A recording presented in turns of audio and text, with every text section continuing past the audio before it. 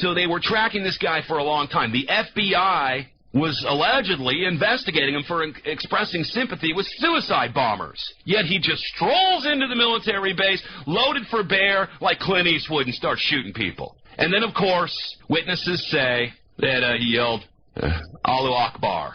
Allah is great. And some of the right-wingers are running with this one. That shows it was terrorism. He was probably working directly for Osama bin Laden, had his number in his cell phone at the time. Some of the problems we have with this. There's a lot more. I've got a story posted. I'm not sure who wrote this, but Fort Hood shooter information not adding up. His aunt is a bank president. Does that mean anything to anybody? Co-workers and authorities have stated that Hassan had an internet presence Facebook account. The FBI had him under surveillance for the past 6 months for radical anti-American and pro-Muslim writings on the online accounts. Which is it? Is it that, or you just let him stroll in and go wherever he wants and pack heat inside the military installation? I mean, could he just go in with a bunch of box cutters and make the whole thing collapse?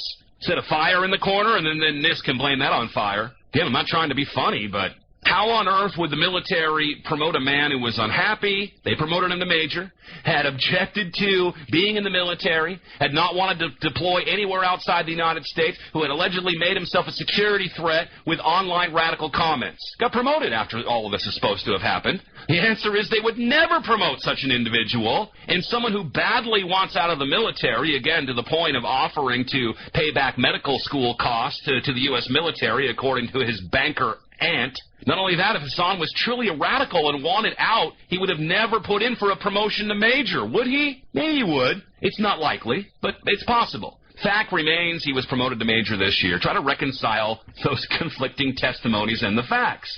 Again, he hated going to the gun range. He was a sharpshooter. I mean, which is it? The media originally reported that witnesses had seen 3 to 5 gunmen. The number went to 3.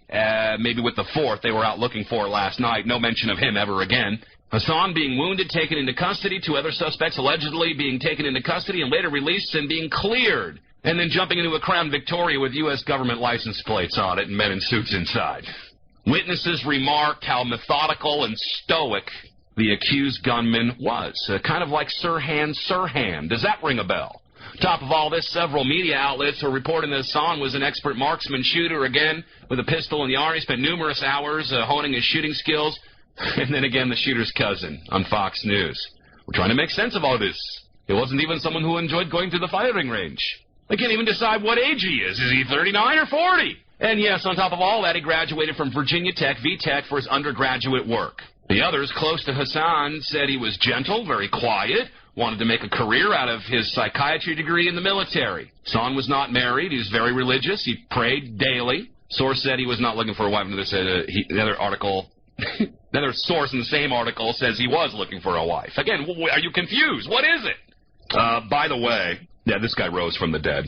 The past Kylene shooting, also by a Navy guy, George Hennard Jr. He also used 2 handguns. This was back about 15 years ago. 23 dead. Anita Hill was allegedly his trigger. He was a white racist. He saw a black woman on the TV and went nuts and started shooting everybody with the 2 handguns and killed 23 people, and no one did a thing about it.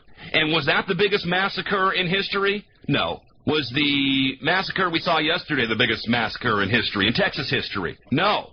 Was the UT shootings the biggest massacre in Texas history? No. Do you want to guess what it is? The biggest massacre in Texas history, according to my information, was at Mount Carmel in Waco, Texas. 75 men, women, and children were killed. You know, you look at the Beltway sniper, psych care, all of that. The facts contradict the truth. You got the white vans going. They got caught in a beat-up car somehow. They're being put to death now. You look at Timothy McVeigh, Gulf War I veteran, Black Ops guy, sheep-dipped, as they say, leaving a trail, a history for the media to find later, to embellish the official story, hanging out with white supremacists and militias. Same with all of the hijackers on 9/11. They conveniently leave their passports and their Korans not in the strip clubs they were at the night or so before, or in the bars they were at, according to our information, up in Oklahoma City, where they were drinking on government credit cards. Let's not get into that, right? But the gunman lived, did not self-terminate. It's kind of an interesting sign, I think. So I don't know what you think about it. I guess we were way off yesterday. We weren't really going with any one theory or the other yesterday, just trying to make sense of it. A crazy situation, and that's why I'm not covering the shootings today, because this just happened down the road from me. So, we saw this on 9/11. I lived two and a half hours away from New York City when that happened, and we were on the air all day there, and the reports were coming in, Muslims coming in on the train with knives and box cutters, that kind of thing. And they're everywhere. They're running everywhere. And we weren't sure if this was going to be one of those things where, hit here, hit there, hit everywhere, hit Austin. And so I was very concerned about this yesterday. But, look, none of this adds up. Just show me the video of all the people sitting there getting shot like fish in a pond, and I guess I can shut up. Is it possible this guy who sat and heard so many horror stories from Afghanistan and Iraq and Pakistan and wherever else at Walter Reed, maybe he just couldn't take it anymore and he just exploded. Is that possible? Is it possible that all the victims just sat there and got shot and didn't do anything to stop him, and that the military's in a military installation, no military people did anything? I guess they didn't have any guns or cameras. These train killers did nothing, absolutely nothing. These heroes up there, and I'm not saying they're not, but, you're just going to sit there? Finally, a female cop comes in, saves the day.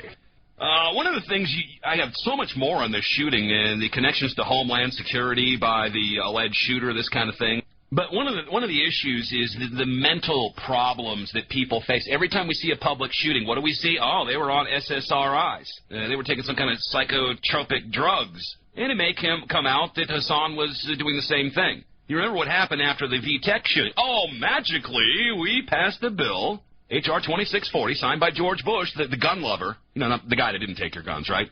That was also endorsed by McCain and Obama, showing you the difference that we had between all three of those gentlemen. All of them related, by the way, that we won't go there.